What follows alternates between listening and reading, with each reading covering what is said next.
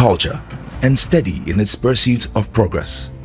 Today, we celebrate a momentous occasion in our nation's history as we welcome the newly elected President, His Excellency, John Dramani Mahama.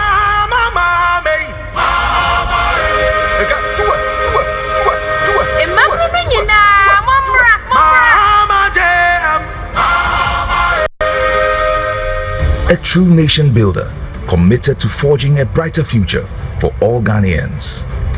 John Mahama embodies the pillars of leadership that our nation craves: trustworthiness, reliability, modesty, and above all, truthfulness. From the moment he stepped into the political arena, John Mahama has demonstrated an unwavering commitment to the people of Ghana. His approachable demeanor, paired with his genuine concern for the needs of the Ghanaian, has earned him their trust. A trust that is pivotal for any leader aiming to guide a nation through challenging times. What I really like about JDM is his humility. The man is simply so down to earth, it's unbelievable. He's so humble, it's unbelievable. I really like that about him. John Mahama osronyame, odonyame, osronyame, openi pasem, okita kumapa. Mihuna se mihu mini abema. Oyobi nso a onyiyi nipam. We are akwala, we are openi, we are pepeni, we are trini, we are baby out. Try to be out fibia John Mahama pewase. On kase we in ye trini, we in ye wili. Honorable members, President Mahama is practical. He communicates his issues very, very well, and he understands the Ghanaian politics very well. He understands the Ghanaian people very well, and that is what I like about him. The brand John Dramani Mahama is not just a name. It represents resilience, strength, progress, and empathy. I believe John Dramani Mahama is loved by many.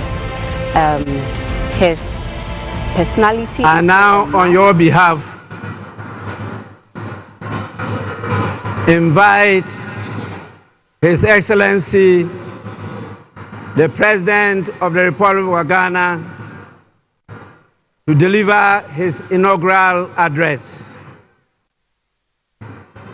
Your Excellency, you may now proceed to do so.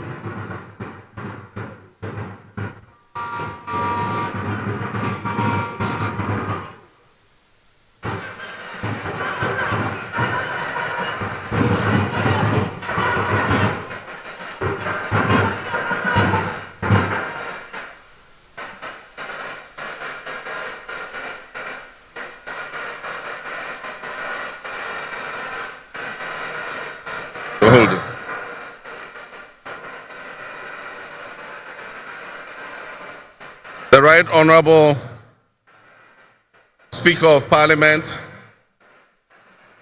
Honorable Members of Parliament,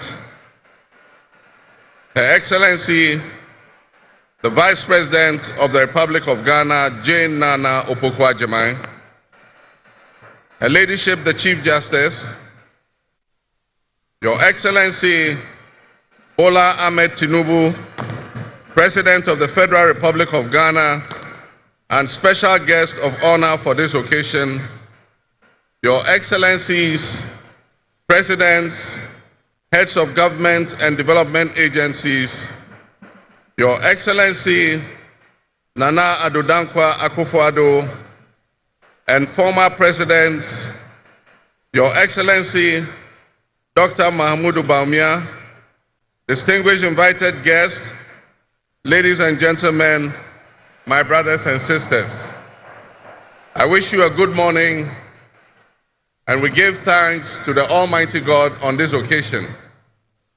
Our Father who art in heaven, we thank you for giving us this day, a day that offers me, your humble servant, a unique opportunity to work to reset our dear country, Ghana. 32 years ago, on January 7th, Ghana made its first and most successful democratic transition, a reset, with the swearing in of the newly democratically elected President Jerry John Rawlings of blessed memory. our nation was returned to a multi-party democracy with a new constitution that went into effect, and the Fourth Republic was officially established. I refer to it as a reset because on that day in 1993, we made our fourth attempt at establishing a democratic system of government with term limits based on free, fair, and transparent elections. The handover of power on January 7, 2001, between former President Jerry John Rawlings and at the time the newly elected President John Agyekum Kufuor, tested that reset, and our nation passed with flying colors. So today, with my induction as the new President of the Republic of Ghana, history is being made once again. And it is a history worth repeating every 4 years with each newly elected president. Today, we're also making a different kind of history, one that speaks to our maturity as a democracy, a nation of citizens enfranchised with the authority at the polls to determine their political future. Today's exercise between the outgoing President, His Excellency Nana Addo Dankwa Akufo-Addo, and I feels a bit like a deja vu. That is because 8 years ago to this day, on January 7, 2017, we shared this same space and performed this same transitional exercise. At the time, I was the outgoing President, having served one term, and he was the incoming President, having been given a mandate by the people of Ghana to lead this great nation of us. He and I both understood on that day, as I'm sure we are today, that it is the people of Ghana that we are elected to serve. Somehow, it seems fitting that it is with Nana Akufo-Addo that I twice shared this stage and this unique historical distinction, because Nana Akufo-Addo and I began our national political careers in Parliament in the same year, 1996. He has always greeted me with warmth, a firm handshake, and a smile, and he is perhaps the only person in my life who has persistently chosen to call me Johnny. While we belong to opposing political parties, we shared a sense of mutual respect. In those early days, we probably could not have imagined that destiny would bring us to the leadership of our respective parties, and that we would have to face off 3 separate times as we each vied for the highest office of the land. Nana, as this will be our final meeting under these circumstances, and as I look back on the journey we have traveled together, 2 much younger men who entered Parliament together with a full head of black hair, and you with the same bald head and round eyeglasses, I have to say that you have, without exception, been a worthy opponent. I extend my warmest wishes to His Excellency, the former Vice President, Dr. Alhaji Mahmoud Bawumia. It was a grueling campaign, and we gave it our all. Your sportsmanship in making an early concession eased tensions and contributed to the early conclusion of the electoral contest. I wish you all the best in your endeavors. My brothers and sisters, the world in which Ghana exists today, as I begin this presidency, is not the same world in which we have lived under other presidencies. There are tensions and conflicts that have not previously existed between nations. These tensions and conflicts place pressure on alliances to decide where we will support. There's a seismic shift happening within the system of global economic dominance. Whereas the G7 nations, United States, the United Kingdom, Canada, France, Germany, Italy, and Japan once provided the highest percentage of the world's GDP, Over the last decade, that number has been steadily dropping. However, the combined total of the GDP of the BRIC nations, Brazil, Russia, India, China, South Africa, Iran, Egypt, Ethiopia, UAE, their GDP has been consistently increasing.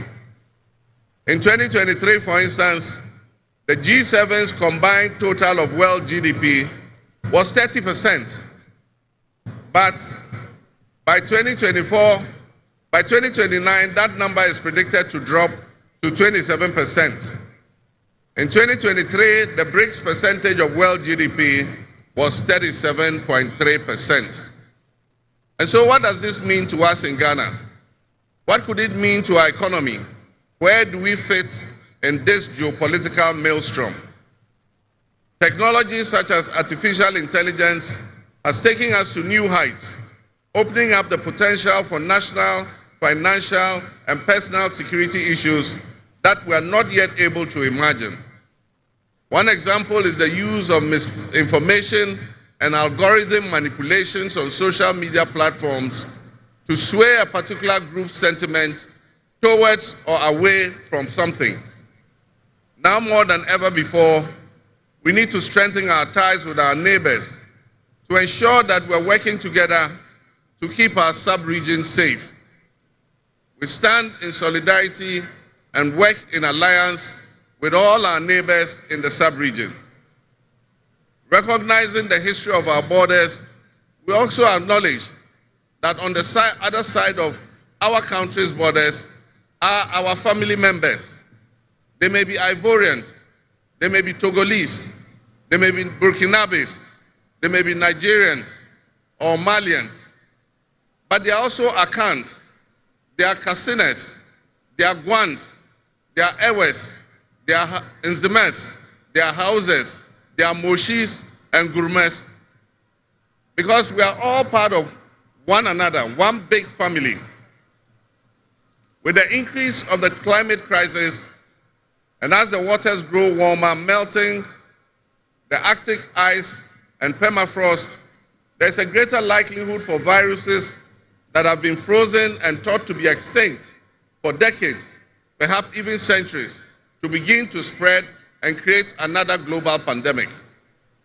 The changing climate conditions, increased population density in urban areas, and mass international travel are enabling existing viruses to spread and mutate at a faster and faster rate than they did before. This is a serious challenge. Let us not forget the toll that the past epidemics of viruses like Ebola, COVID, and Mpox have taken on the families and communities and medical infrastructure in several of our neighboring countries and in the sub-region. Let us also not forget how swiftly and completely the COVID pandemic brought the entire world to a screeching halt. My government will be working diligently to strengthen our public health systems while monitoring the global health situation so that when, and not if, but when the next pandemic or epidemic occurs, the loss of lives in Ghana will be minimal. The larger world exists around us and to some extent within us. While we cannot and should never use it as an excuse to stray from the direct and immediate needs of Ghana for the well-being of our citizens, we must also bear in mind that the affairs of the world, if we care to shape, lessen, avoid, or even at the other end of things, maximize the effect they have on us. My brothers and sisters, barely a month ago, we held historic elections that have caused dramatic shifts in our political landscape. I feel greatly honored that you, my compatriots, considered me worthy of receiving such an unprecedented and overwhelming mandate to steer the affairs of our beloved nation at this critical time in our history.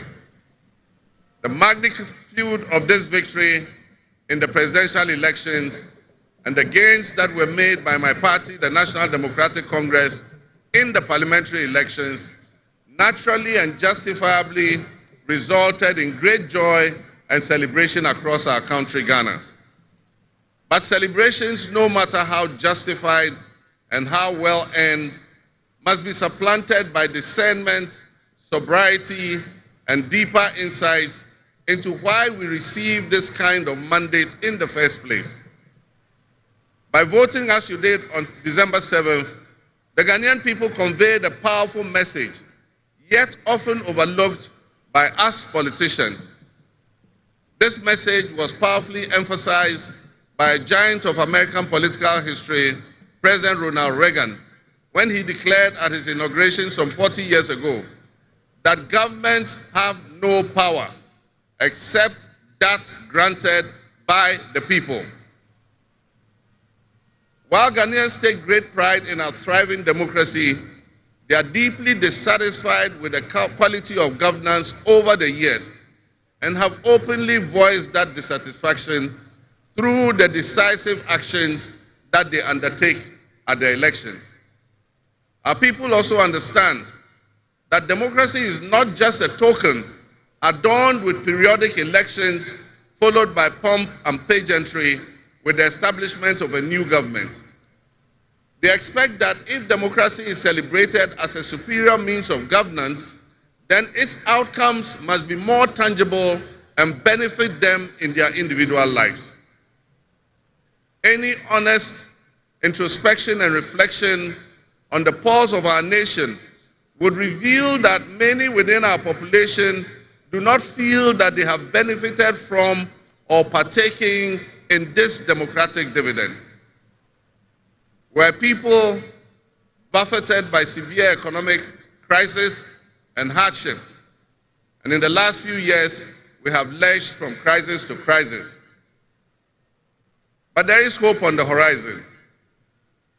Today should mark the beginning of a new opportunity, an opportunity for us to make a difference in our governance and our economic management.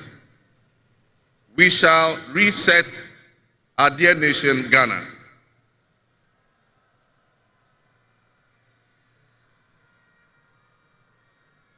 To the millions of my fellow countrymen and women who joined long queues and waited in the sun for their turn to vote for me, you have my sincerest thanks for honoring me. My firm, immutable assurance is that your vote will matter in the work that I'll do to make a difference in the destiny of this dear nation of ours. Your courage to bring change will not go in vain. Our nation was born with much promise. That promise would seem hazy and in doubt now because of all that has happened in the past. But I urge you, my fellow countrymen, not to be sucked into a state of perpetual pessimism. For some time, our country has urgently needed leadership with an unwavering desire to get things done. I, with all humility, assent that I intend to be that leader with your cooperation and your help. As your next leader, I shall strive to exercise sound judgment and be able to make the right calls at the right time. I will have the humility and presence of mind to take responsibility for any challenges and be willing to act firmly and timelessly to resolve the challenges that we face as a nation. Since the elections, I have read and heard the word hope used many times in relation to my presidency and what it should offer the citizens of Ghana.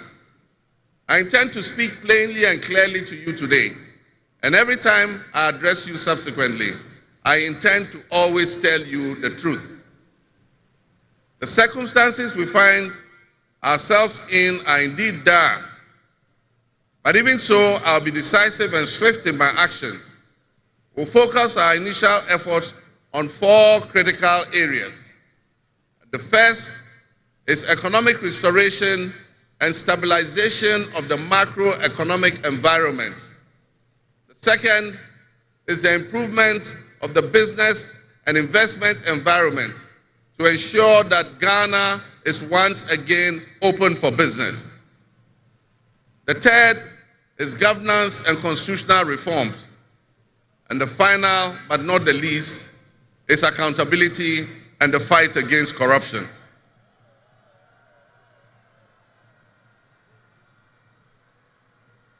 My brothers and sisters, actions have always spoken louder than words.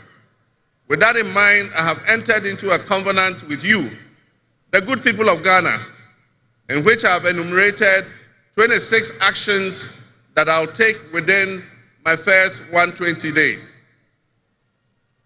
There is reason for hope, and there is every reason for hope. But we must also have faith, because faith empowers us to trust the things that will happen. With faith, you believe what you know, and that is why we need faith to be able to achieve our reset. We need a reset with the faith we have in our country and our leadership. We need a reset with the faith we have in our institutions.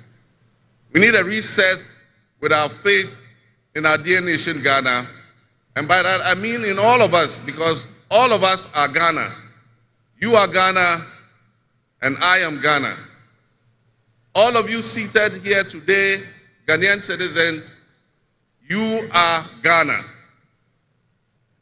The people who you are with or near you as you watch this on television, in your homes, or listen on radio, or follow on social media are what we call Ghana. I ask that we enter into the covenant with the Ghana we all love and the good people of our country who make up this dear nation. And I ask that you envision a Ghana that you want to live in, a Ghana that you want to leave behind to your children and your grandchildren. What can you do to help build that better Ghana that we all strive for? What behaviors, what attitudes and mindsets can we reset? We need a reset, and we have faith in Ghana's ability to overcome, excel, and be so successful with this reset that it will be difficult to imagine a time when that was not the case. As we stand at this momentous crossroads in our nation's history, I am honored and humbled to accept the mantle of the President of the Republic of Ghana. Today we celebrate a new administration and herald an unprecedented era of opportunity and transformation. With Nana Jane Opoku-Agyeman by my side, we are poised to embark on a journey of progress and inclusivity, united in our vision for a more prosperous Ghana. This day is particularly special for us and for every Ghanaian who dreams of a society where barriers are shattered and ambitions are realized. With the inauguration of Ghana's first female vice president, we have turned a significant page in our history. Nana Jane's ascension to the high office is not merely a personal triumph. It symbolizes our collective commitment to fostering a nation where gender equality and female representation are cherished and amplified. This is a powerful testament to the power of diverse voices to shape the future, voices that have the courage to soar beyond our traditional confines. My brothers and sisters, together as we look to the horizon, we reaffirm our dedication to breaking the glass ceiling that has long hindered many from reaching their full potential. Governance that reflects all segments of our population strengthens our democracy and enriches our conversation. We stand committed to enacting policies that empower women and ensure that the door of opportunity is opened wide for our youth and our women, regardless of their background. Together we'll galvanize our efforts to create a society where every Ghanaian can dream, believe, and achieve without any restraints.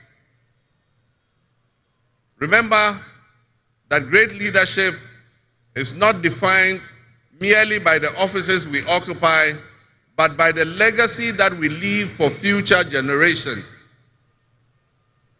My administration, along with my Vice President, Nana Opoku-Agyeman, will prioritize inclusivity, accountability, and innovation, forging pathways that would lead to the upliftment of all of our citizens. I'm profoundly grateful for this moment, a cornerstone in our journey towards a brighter future for Ghana. In this resounding victory, I see a clarion call, particularly from the youth of Ghana, a generation that is brimming with potential and dreams that are waiting to be realized. This moment is a powerful affirmation that your voices matter, that your aspirations are valid, and that your future must be our priority.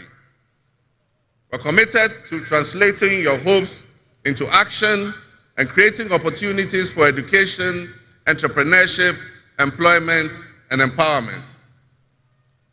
Our policies will be tailored to sustain innovation and foster industry that engages today's young minds and equip them with the skills needed for tomorrow's challenges. Together with the private sector and captains of business, we will create decent and well-paying jobs. As we embark on this new chapter, I assure you that our decisions will champion diversity in all facets of governance, ensuring that every Ghanaian, regardless of your ethnicity, your gender, your age, your religion, or any background, will have the opportunity to contribute to our nation's story. Ghana's youth represent the heartbeat of our democracy. Their ambition will drive our policies as we strive to create an inclusive, equitable society where everyone has a seat at the table. Our vision hinges on the introduction and implementation of a 24-hour economy.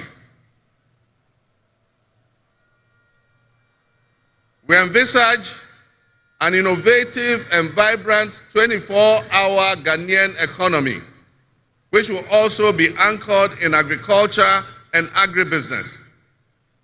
This innovative approach would unlock potentials that have long remained dormant, enabling us to harness the energy and creativity of all our people.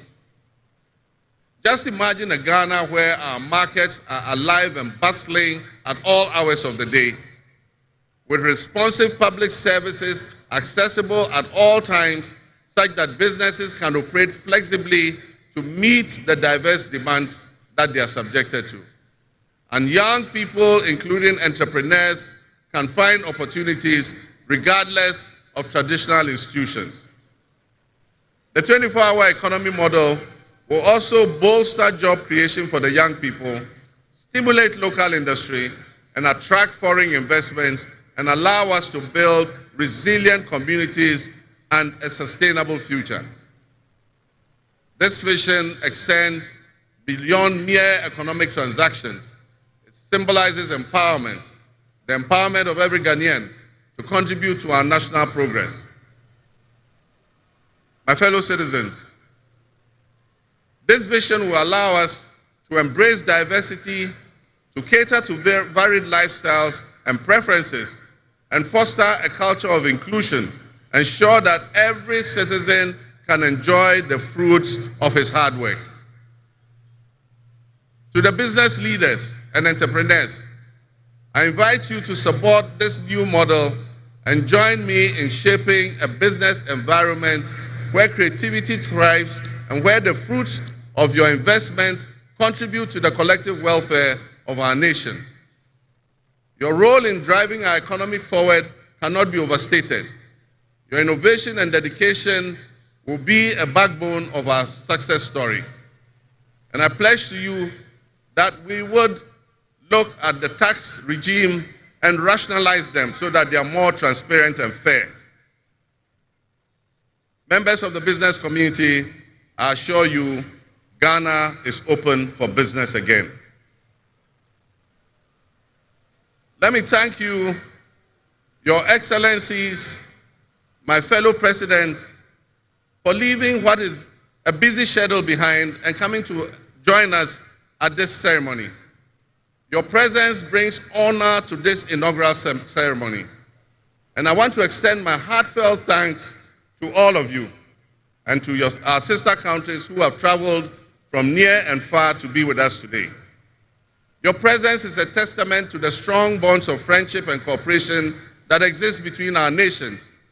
And I promise you I will work to foster the partnerships that transcends our borders, and I'll work collectively with you towards regional stability, economic growth, and mutual respect between our nations. To my friends from across Africa and the world, I thank you and welcome you to Ghana.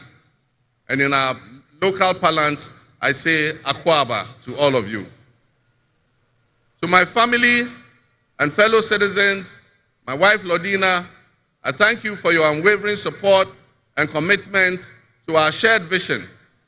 This journey is not mine alone. It belongs to all of us.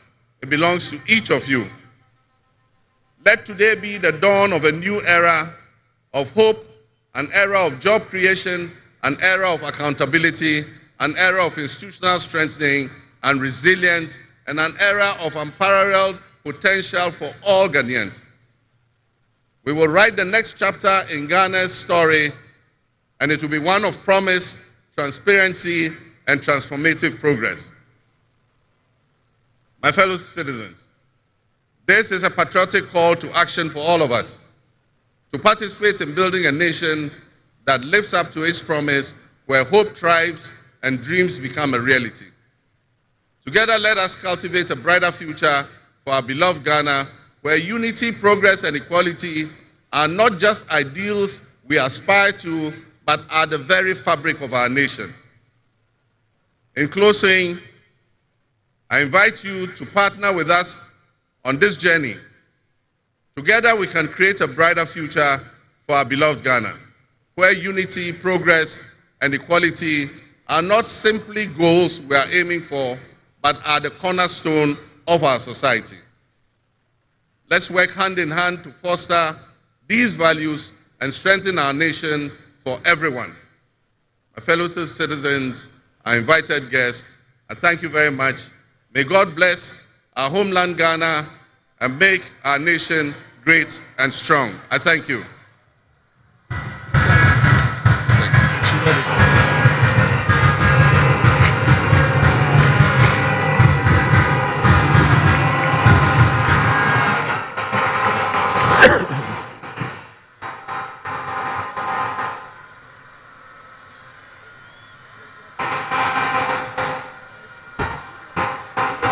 Yeah.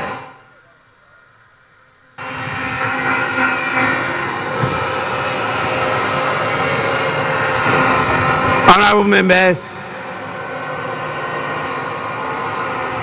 on your behalf, I convey the gratitude of the House to His Excellency, the President of the Republic of Ghana, for his address. Your Excellency, the House is extremely grateful to you.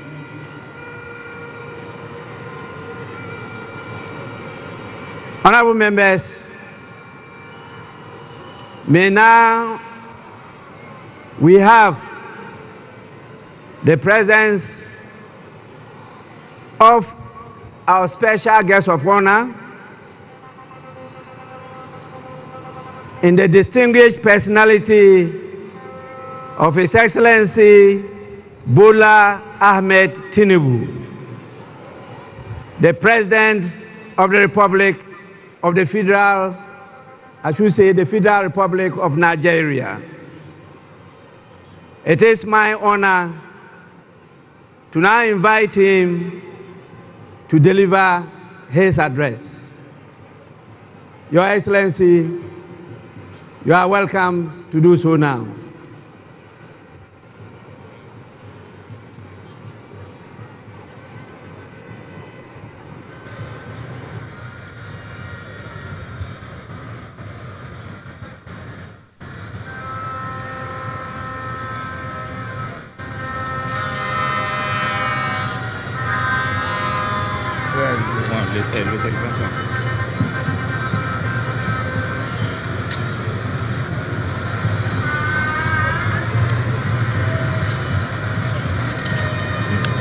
Aja